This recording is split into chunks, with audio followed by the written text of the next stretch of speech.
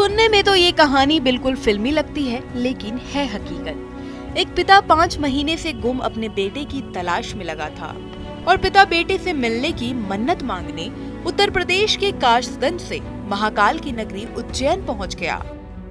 बुधवार को पिता ने बाबा के दरबार में अर्जी लगाई और उसके करीब 1 घंटे बाद ही शहर के एक आश्रम में उनको उनका बेटा मिल गया।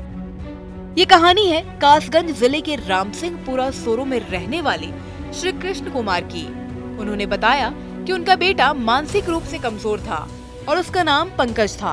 लगभग 5 महीने पहले पंकज छत पर सो रहा था।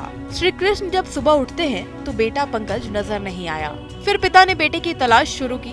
पहले गांव, फिर आसपास के जिलों में खोजा, रिश्तेदारों से भी पूछताछ कर ली, लेकिन बेटे का कहीं भी कोई पता नहीं चला।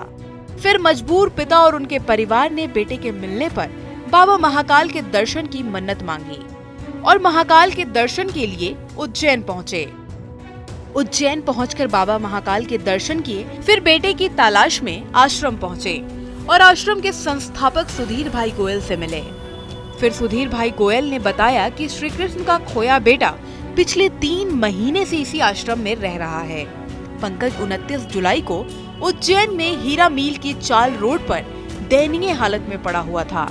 उसे देखकर चाइल्ड लाइन ने देवास गेट पुलिस को सूचना दी। बच्चे को बाल कल्याण समिति में पेश किया गया। यहाँ से श्री रामकृष्ण बाल गृह में भेज दिया गया। काफी प्रयास के बाद उसने अपना नाम पंकज और जगह उत्तर प्रदेश बताया।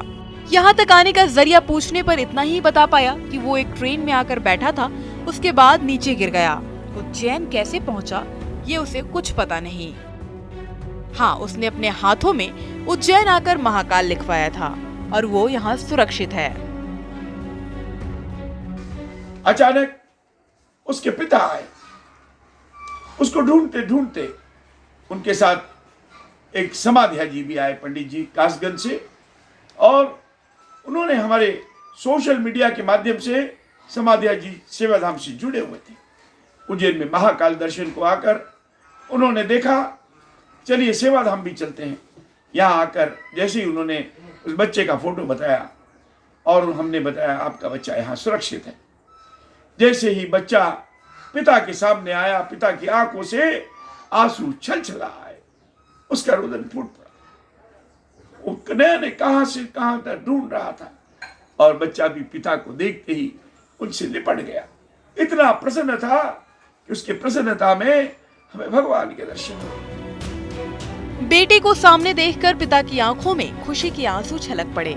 पिता बस इतना ही कह पाए कि भगवान महाकाल ने आशीर्वाद देने के लिए उन्हें उज्जैन बुलाया था।